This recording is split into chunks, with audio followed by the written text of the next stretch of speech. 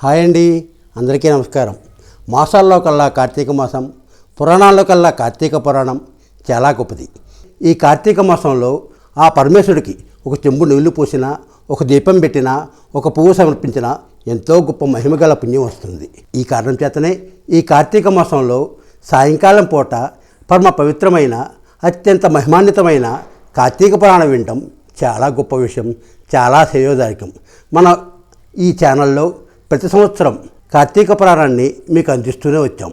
అలాగే ఈ సంవత్సరం కూడా మా ఛానల్లో ప్రముఖ సనాతన ధర్మ ప్రచారకర్త అయినటువంటి శ్రీ రాజరాజేశ్వరి గారు మా ఛానల్లో సుమధురమైనటువంటి, ఎంతో దివ్యమైనటువంటి కంఠంతో మీకు ఈ కార్తీక పురాణాన్ని అందిస్తారు.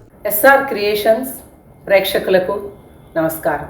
అందరము కార్తీక మాసం తెల్లవారుజామున స్నానాలు, నదీ స్నానాలు, వీలుంటే సముద్ర స్నానం, దీపం వెలిగించుకోవడం, సాయంత్రం మళ్ళా సంధ్యా సమయంలో వీలైతే మళ్ళా ఒంటి మీద మాత్రమే స్నానం చేసి దీపం వెలిగించుకోవడం ఈ కార్తీక మాసం ఖచ్చితంగా అందరం పాటించే పద్ధతి. దీనితో పాటు కార్తీక మహాత్మ్యం తెలియచేసే కార్తీక పురాణం, అష్టాదశ పురాణాల్లో ముఖ్యమైనది, అత్యంత ఫలవంతమైనది అయిన కార్తీక పురాణాన్ని మనం ప్రతిరోజు విందాం. కార్తీక పురాణం మొదటి అధ్యాయం. స్కాంద పురాణాంతర్గత కార్తీక పురాణం 1వ అధ్యాయం. శుక్లాంబరధరం విష్ణుం శశివర్ణం చతుర్భుజం ప్రసన్నవదనం ధ్యాయేత్ సర్వవిఘ్నోపశాంతయే.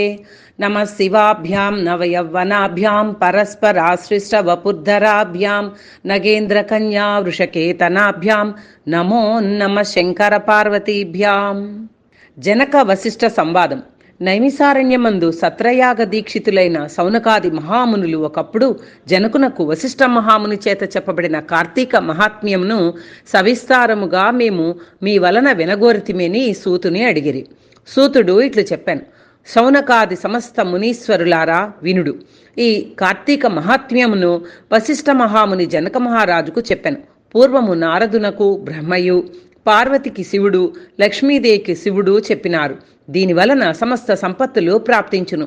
దీనిని విన్నవారు జనన మరణ రూప సంసార బంధనములు త్రెంచుకొని మోక్షము పొందుదురు. ఒకానొకప్పుడు దైవ వశము చేత సిద్ధాశ్రమమునకు పోవుచు వశిష్ఠ మహాముని జనక మహారాజు గృహమునకు చేరెను. అంత జనక మహారాజు వచ్చిన వశిష్ఠుని చూచి సింహాసనము నుండి త్వరగా దిగి సాష్టాంగ దండ ప్రణామము చేసెను.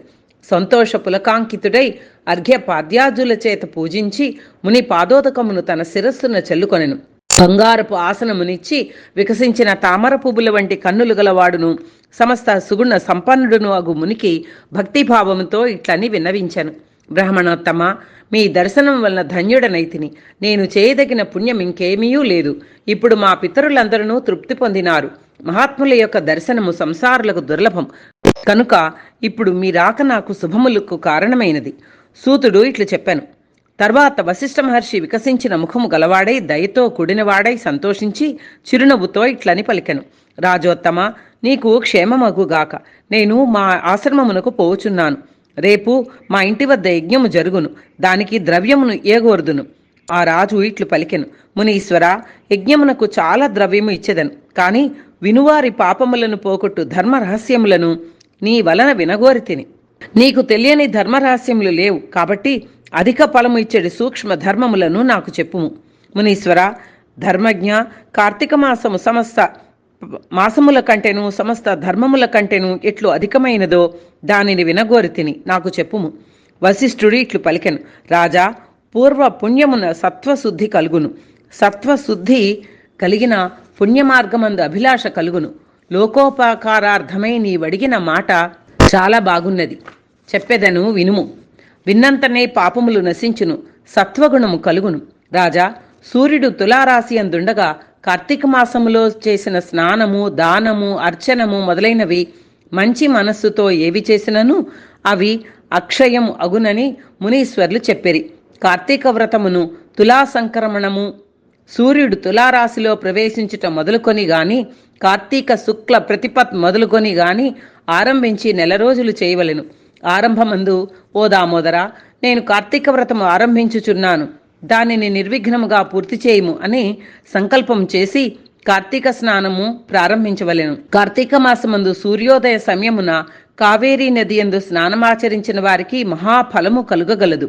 సూర్యుడు తులారాశిని ప్రవేశించిన తోడనే 3 లోకములను పవిత్రము చేయుచు గంగ ద్రవరూపమును ధరించి సమస్త నదీ జలములందును ప్రవేశించును.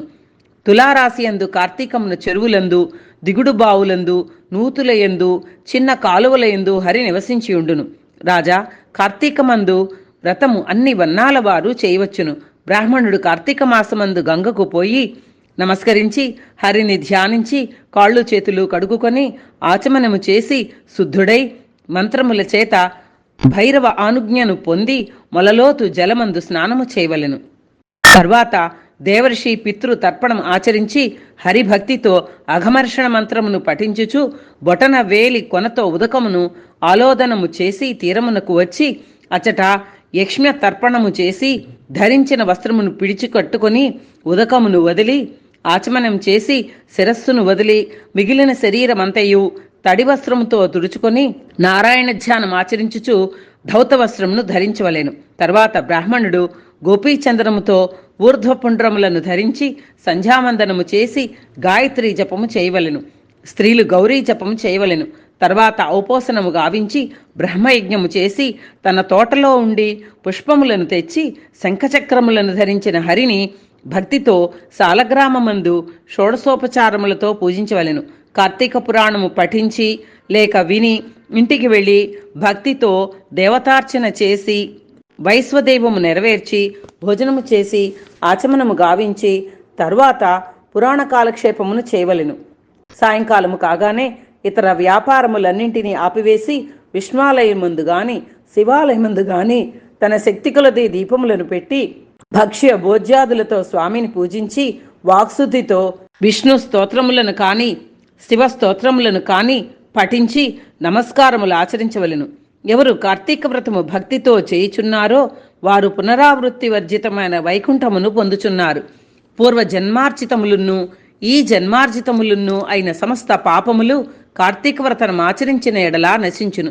బ్రాహ్మణుడు కాని, క్షత్రియుడు కాని, వైశ్యుడు కాని, శూద్రుడు కాని, ఋషీశ్వరుడు కాని, స్త్రీలు కాని భక్తి శ్రద్ధలతో కార్తీక వ్రతమును చేసిన ఎడల వానికి పునరావృత్తి లేని వైకుంఠమునందుదురు. ఎవడు కార్తీక వ్రతము ఆచరించు వానిని చూచి సంతోషించునో వాని యొక్క పగటి కాలమందు ఆచరించిన పాతకము నశించును. ఇందుకు సందేహము లేదు. మొదటి అధ్యాయం సంపూర్ణం. విన్నారు కదా, ఈ పరమ పవిత్రమైన కార్తీక పురాణంలో ఈ అధ్యాయాన్ని మరొక అధ్యాయంలో రేపు కలుద్దాం. అంతవరకు మా ఛానల్ను లైక్ చేయండి, షేర్ చేయండి, సబ్స్క్రైబ్ చేసి మమ్మల్ని కొంచెం ఆశీర్వదించండి. నమః శివాయ.